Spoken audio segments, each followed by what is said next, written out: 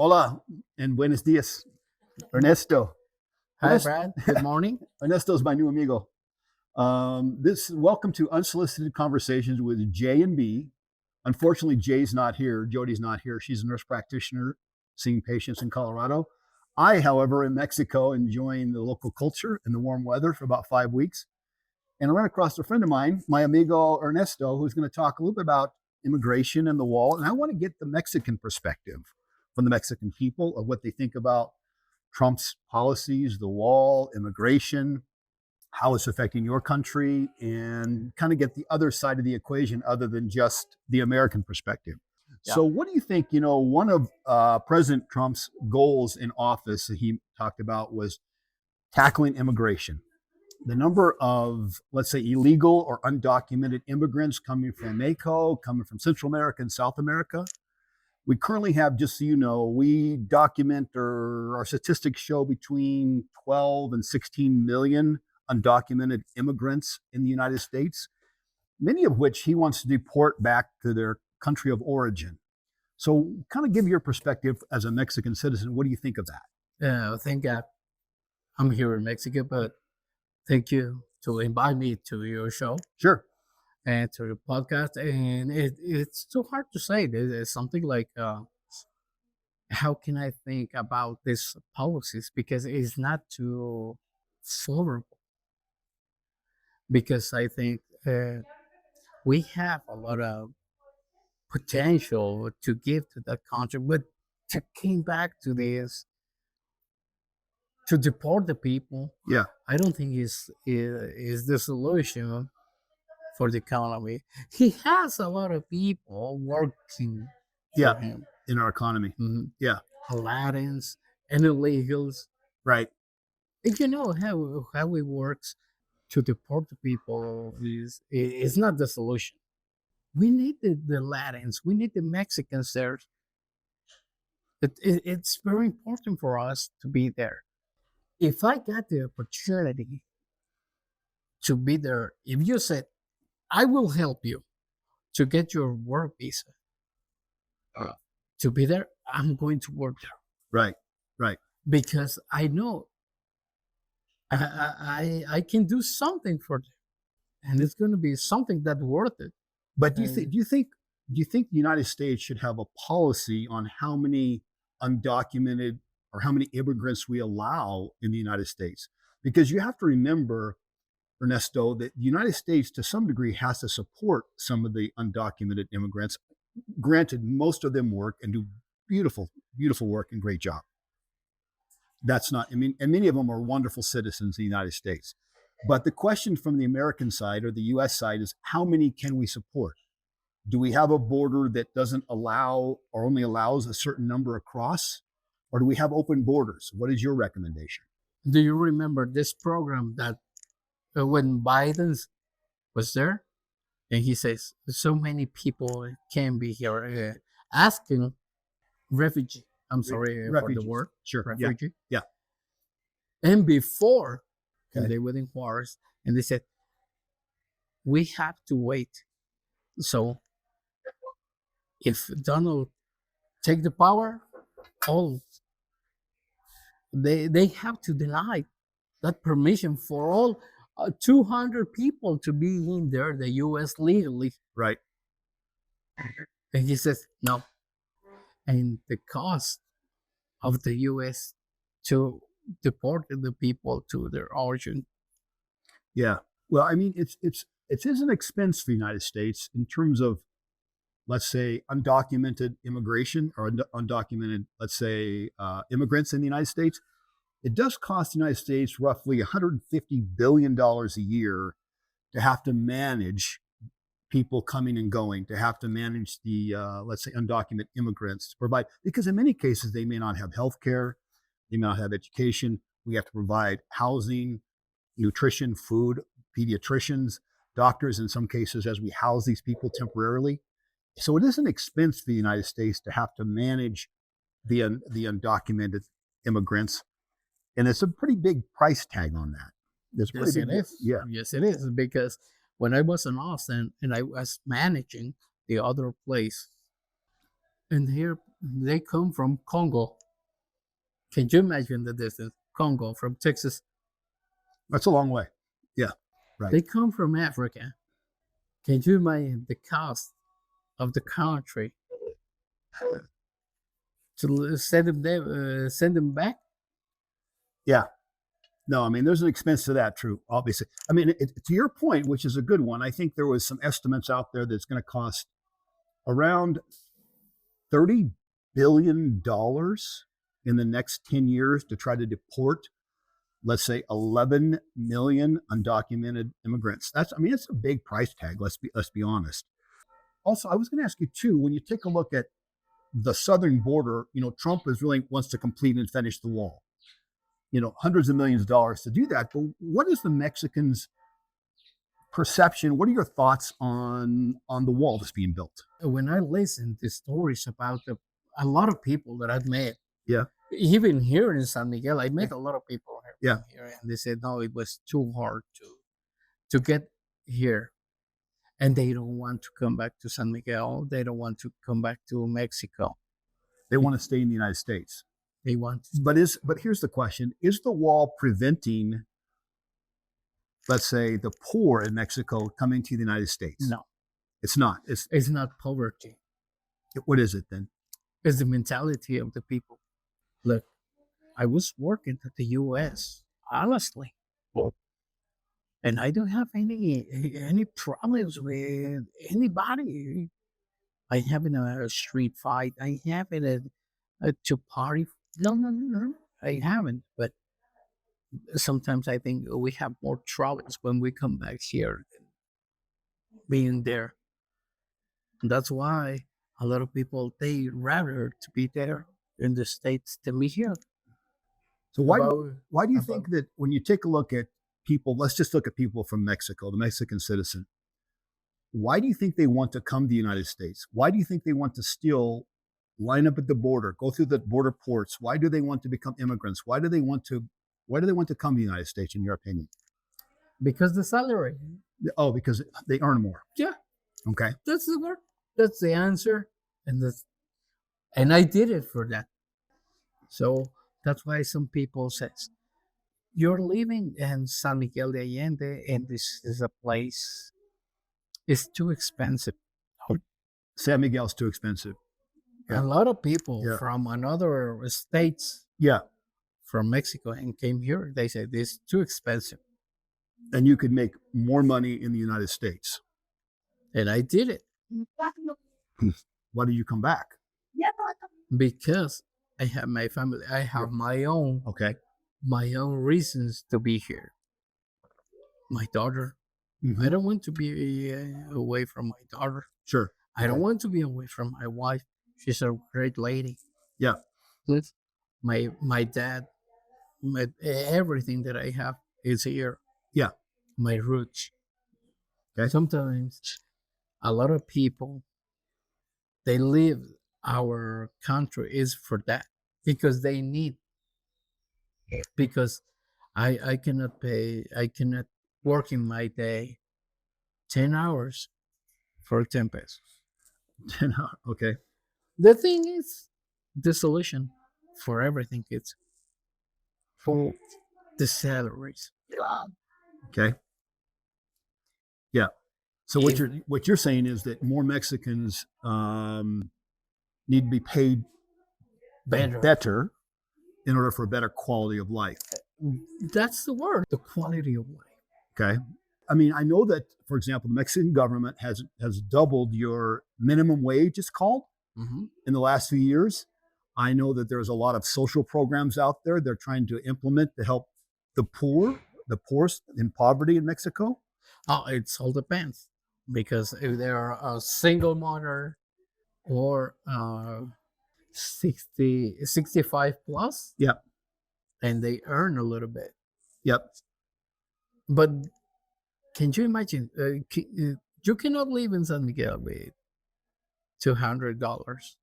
No. Yeah. See. So now, Trump, it's like a growing the fear. Why you have to deport all these people that helps you to make this country stronger. Yeah, and that's an excellent point. I mean when you look at undocumented immigrants, like I said before, a lot of them are hardworking people who've done a lot in the U.S., especially in construction fields and agricultural. They really helped the United States. You know, when we had the building boom, a lot of it was done on the backs of basically Latino Mexican men, right?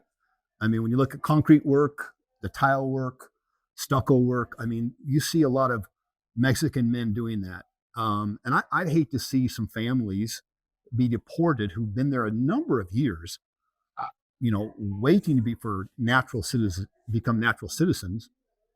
We deport them when they've been great citizens for a number of years in our communities. I'm kind of with you on that. I don't know that it's a good idea for us to deport millions and millions of Mexican citizens who've No, contributed so much to our economy. no, because they work because they need the money. Hmm.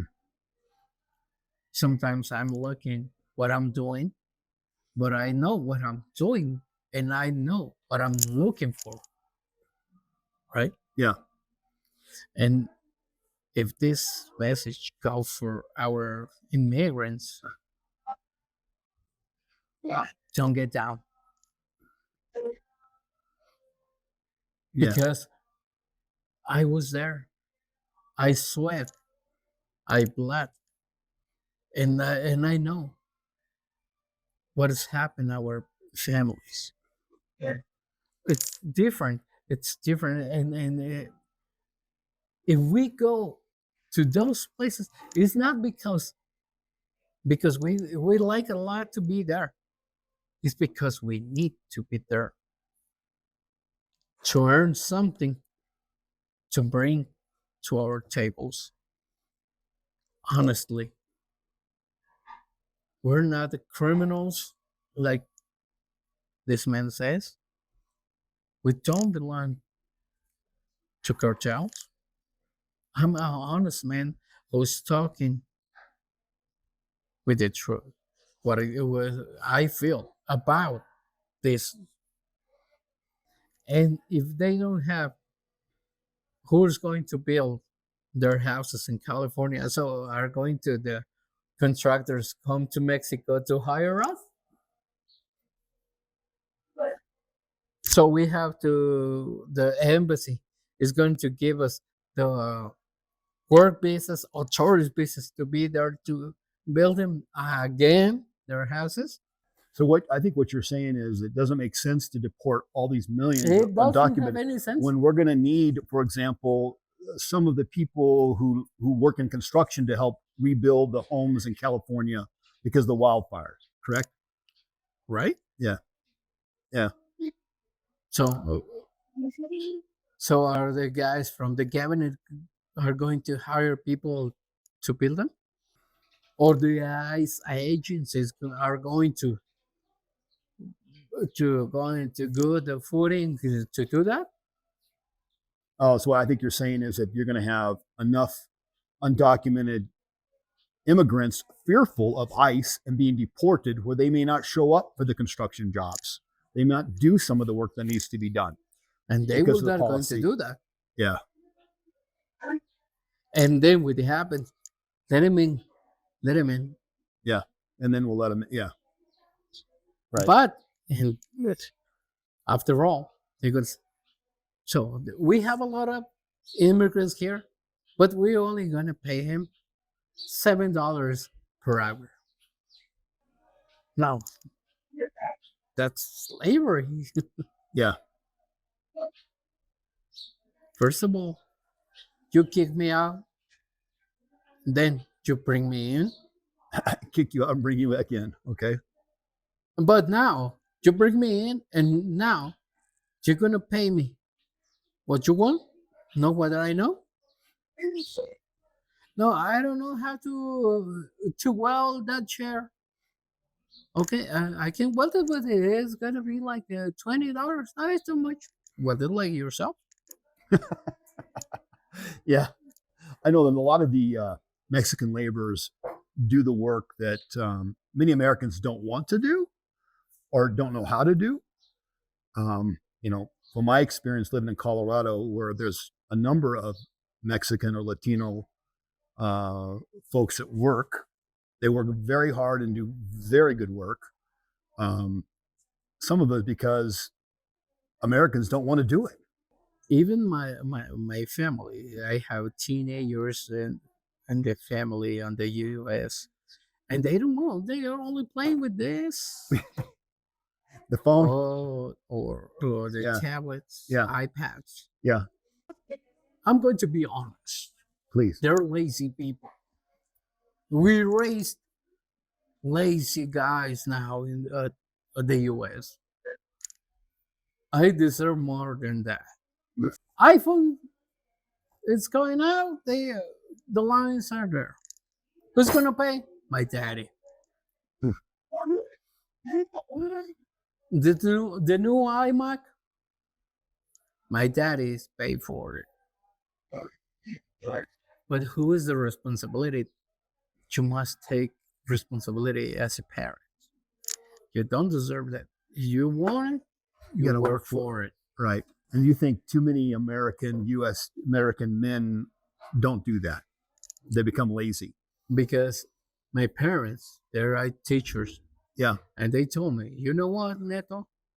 If you, when I was to be as a degree as a college, I'm sorry, as a high school, my daddy said, I will never buy you a car or a bike. Even if you go out to college, I will not give you a ride. That's for you. I can give you food. I can give you some place to stay, but I will not rule your life. That's the most of the parents. My daddy says to me, that's why I live like I am, like a man. A big shout out to Ernesto. Thank you, Ernesto, for being part of the podcast. I appreciate it. Your ability to talk about immigration and the wall and U.S. policy. Ernesto is good because he spent a few years working in the U.S. as a Mexican citizen. I also point out that I've spoken to many Mexican citizens down here about U.S. policy on immigration. It's kind of interesting, and I'll share some of that with you. Also, a big shout out to the Mexican people. I found them to be enchanting, lovely people. The cuisine, the food here is fantastic, maybe too much of it. Also, the history is rich history in Mexico, and I love that as well. When you talk about immigration, however, it's really kind of a nuanced, a difficult topic to discuss because the complexity is so deep. I know some Americans believe we should have open borders and people should come and go freely as they want. We shouldn't be able to control that. We've got some people who think we should have very tight border control who comes in our country, for example.